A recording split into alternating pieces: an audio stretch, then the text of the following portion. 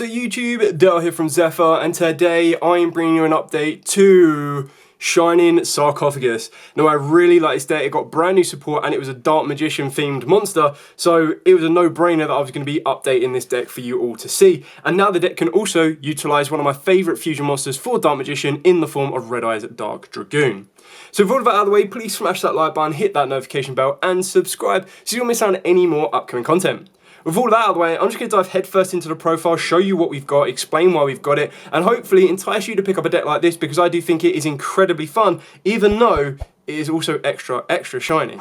So, diving headfirst into the profile to show you what we start with, you go with the main start of the deck being Triple Gadget Trio. Now the reason this is your main start of the deck is on normal or special you get to add a Shining Sarcophagus or any spell and trap that mentions it from the deck to the hand.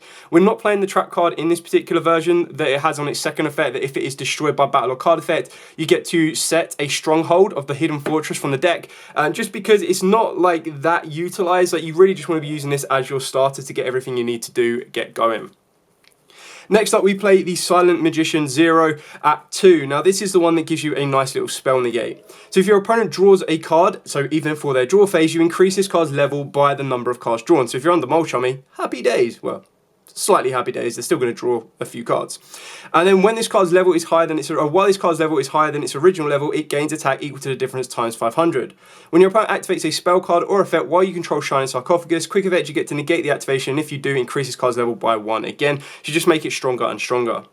And then one of your mini boss monsters, or ideal boss monsters of the deck, is the Gandora G, the Dragon of Destruction. Now this is your ideal dragon target that you're going to be able to fuse off with your brand new Dark Magician, because it's treated as Dark Magician on the field, in order to get you into your Dragoon. This is also your board breaker and just an all-out aggressor if a lot of cards are banished. So it gains 300 attack for each banished card, yours and your opponent's. You can only use each of the following effects once per turn, and if you control Shining Sarcophagus, you can special summon this card from the hand. You can pay half your life points to destroy as many other cards on the field as possible, and if you do, you banish them. And then you get to special summon a level 7 or lower monster that mentions Shining Sarcophagus from the deck, and increase its level by the number of cards destroyed. Now the best thing about that is that's going to allow you to get into the brand new Dark Magician, the Magician of Black Magic, and then that's obviously going to allow you to set your Secrets of Dark Magic, and that's going to set you up with your Dragoon, but already you're going to have a slightly boss monster in the form of this one, and then you've got the boss monster in the form of the Dark Magician, and then during your opponent's turn, if you can't complete the OTK, you're just going to add Dragoon.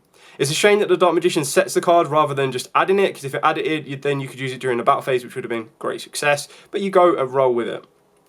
We've then got the one Silent Swordsman 0, so this is basically the same as the Silent Magician, however this one is triggered on targeting, and then just during the standby phase in general you increase its card level by 1.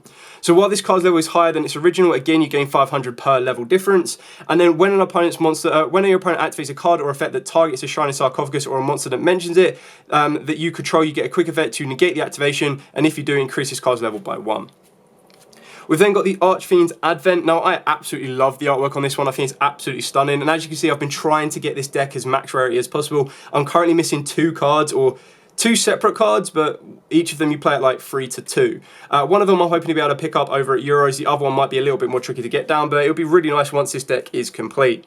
So this one is while you control Shining Sarcophagus, you get to normal summon this card without tribute, which is a bit of an annoyance because your Gandora and the Dark Magician just let you special summon them, whereas Advent is like you can normal summon it, and it's like, well, I don't want that to be my normal summon. Other monsters you control gain 500 attack, and then during your turn only. If this card is normal or special summoned, you get to target one monster your opponent controls and you take control of it until the end phase, but that monster cannot attack unless you controlled Shining Sarcophagus when this effect was activated. So it's a nice little snatch steal in a sense, and that's kind of cool to be able to use it as link material or anything else you might need to. And then one Dark Magician, the Magician of Black Magic. Now, I'm probably going to be playing this at 2 once I get a second copy. I'm not sure what I'm going to take out for it, but in this particular version, because I'm only playing one card that it's going to set, I'm only really utilising it at 1. But the idea behind this one is it becomes Dark Magician while on the field. The artwork is absolutely amazing. Like, I would love to cut the artwork out and then put that on a Dark Magician card. I think that would look great. You can only use each of the following effects once per turn. If a Shining Sarcophagus is on the field, you get to special summon this card from the hand. Nice. Why couldn't you do that? And then, if this card is destroyed by card effect, and a level 5 or higher monster is on the field, you can just special summon this card. Then you can set one spell or trap from your deck that mentions Dark Magician. So it lets you set anything that mentions Dark Magician. So the one you're going to want to set is, of course, you're going to be your Secret of Dark Magic. It's a shame that it sets it, like I said, because if it didn't set it and you added it to the hand, you could go attack, attack, and then activate Dragoon, finish the game off.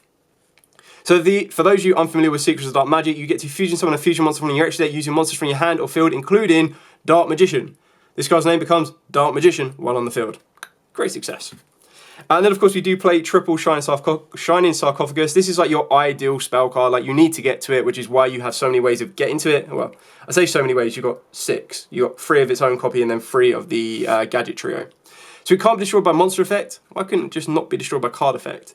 You can only use each of the following effects once per turn. During the main phase, you get to add a card that mentions Shining Sarcophagus from the deck to the hand, except itself. And if your opponent special summons a monster from the graveyard, except during damage state, you can discard one spell, then target one of those monsters and send it to the graveyard. So the idea is that your Gandora G can't destroy this when it nukes the entire board. And then, of course, it can bring out something like a Dark Magician. Or, of course, this can search you out the Dark Magician. There's like loads of different routes that this can get you round into what you need. And then the other one that I'm missing as a QC is triple Future Silence. So you add a monster that mentions Shining Sarc from the deck to the hand. Then if you activate this card during the battle phase, while you control Shining Sarc and a monster that mentions it, each player draws cards until they have 6 cards in the hand. Not so good. The first effect is absolutely amazing. Like activate this in the draw phase, add a monster that mentions Shining Sarc, great success. So technically if you wanted to, you could actually have 9 ways to get to the Shining Sarc, because you would have the 3 gadget trio, and then you've got these that get to gadget trio, and then you've got your Shining Sarc itself. And then a card that I really wish was higher rarity, because I like the artwork on this one as well, just as much as the Future Silence, is Turn Silence. So you target a face-up monster you control, you increase its level by 3, and if you activate this card in response to your opponent's monster's effect activation while you control Shining Sarcophagus and a monster that mentions it, you can negate that opponent's effect. During damage calculation, if your monster that mentions Shining Sarcophagus battles, you can banish this card from the... So if you control Shining Sarcophagus and a monster that mentions it, special summon up to 2 level 4 or lower monsters with different names that mention Shining Sarcophagus from the hand and or deck. Also for the rest of the turn, after this resolves, you can't special summon monsters from the extra deck. You can only activate 1 Ties That Bind. So obviously the idea is that you can activate this on either your Magician, your Swordsman, or of course your Gadget. It's a shame that it shows the Gadget trap card in here and the Gandora, even though you can't use any of those. You could play the Marshmallow if you wanted to, but the idea is you're going to activate this on either the Gadget Trio, the Magician, or the Swordsman, and then get the other 2 out of the deck. So you're just basically adding to your board. And then moving into hand traps, we are playing triple Dimension Shifter. Like, this deck can use Dimension Shifter. It is probably like the best anti-meta hand trap right now, so you definitely want to be maining it. Of course, we've got the one Call by the Grave. And then apologies for the other sleeves, but these are currently in my Euros deck, so that's why I haven't messed around with the sleeves so much. But we are playing a very aggressive style in the form of triple Super Poly. I'll show you some of the very funny targets we have in the extra deck for that. Followed up by double Triple Tactic Talents, double Pot Prosperity for consistency, triple Ash Blossom, triple Imperm, and then a Bestial lineup, because he's kind of back in the format right now, and they also act as dragons. So even if you can't get access to the Gandora G, if you can get Secrets of Dark Magic and Dark Magician with a Druid Swarm, you get a Dragoon and Ascend. So great success. So that's it for the entire main deck. In regards to something like a side deck, before I show you the extra deck, it really does come down to the local environment. I would advise you look at cards like There Can Only Be One, which can be very, very good on this deck because it's a nice little floodgate. You would then look at board breakers, stuff like Evening Match if you wanted to be focusing on going second more. You can look at Lightning Storms, Dusters, Cosmics, you name it, you've kind of got loads of different options. And then moving on to the extra deck, of course, you do play the one Red Eyes Dark Dragoon, so obviously you summon this off of the bat of the Secrets of Dark Magic with your Dark Magician and your Gandora G. And then for our Super Poly targets, we are playing the generic of Mud Dragon, Earth Golem, Atignista, and Garura, followed up by the really annoying, yet really funny to watch, Yubel the Loving Defender. Now, if Yubel is running rampant at your place, what you've got to do is you can utilize Yubel the Loving Defender. The one thing you need to remember is you cannot use Phantom of Yubel as the fusion material, but once they've used that effect and put a Yubel on the board, you Super Poly them, they lose their entire board, and you get a card that's going to burn them in retaliation, which is absolutely insane. Plus, the difference between Forbidden Droplet, Dark Ruler, and then Super Poly is your opponent can still technically respond to Droplet or negate Droplet and Dark Ruler if they activate a trap, if you do send a trap with Desiree, whereas they just can't do that with Super Poly outright, so you're always going to guarantee to break their board.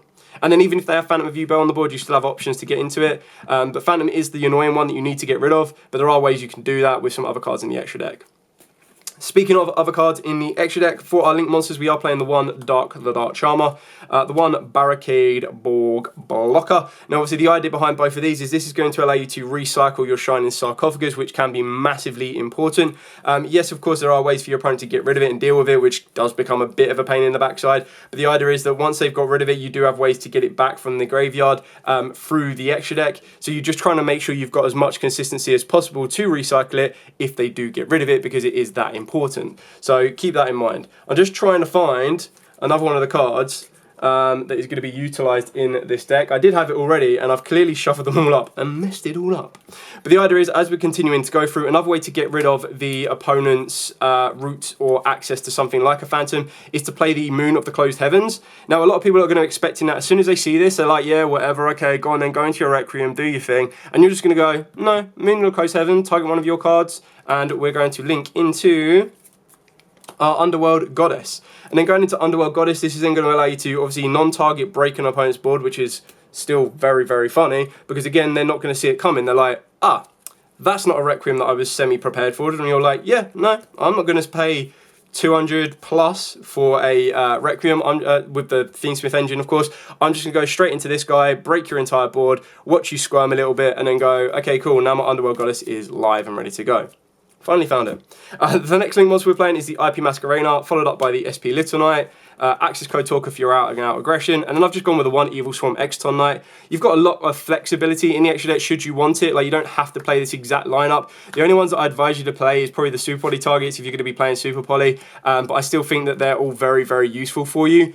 And then you've also got other options, like if you don't have SP Little Knight, because I know stupidly expensive, you then still also have the ability to change that up as well, and then that's going to give you the ability to go into something like a Nightmare Unicorn that you can change up. And it kind of just gives you other different options as well. So that's your main like 10, 13 kind of extra deck cards. Then of course you do have a little bit more flexibility to add whatever else you want into. So other options that you can consider is Gaga Cowboy. You could also consider, because we do play light monsters, you can go for Lila as well. You could go for Celine. You've also got access to Abyss Dweller is another one that I've seen a couple of people play. So you could just pretty much add those last two flex spots into whatever you kind of feel right for. That really is up to you. So that's pretty much it for the entire profile. If you do have any questions at all, by all means, please put them in the comments down below. Like I said, apologies for the mixed sleeves. Like I said, this is all like, I wanted to do this profile before I went to Euros. I've got the deck list ready, so I'll put that in the description below as well, so you can have access to that and have a look to see what I've kind of put together. But yeah, for now, thank you so much for watching. Don't forget to like, comment, subscribe, share. As absolutely always, stay safe, and of course, happy dueling.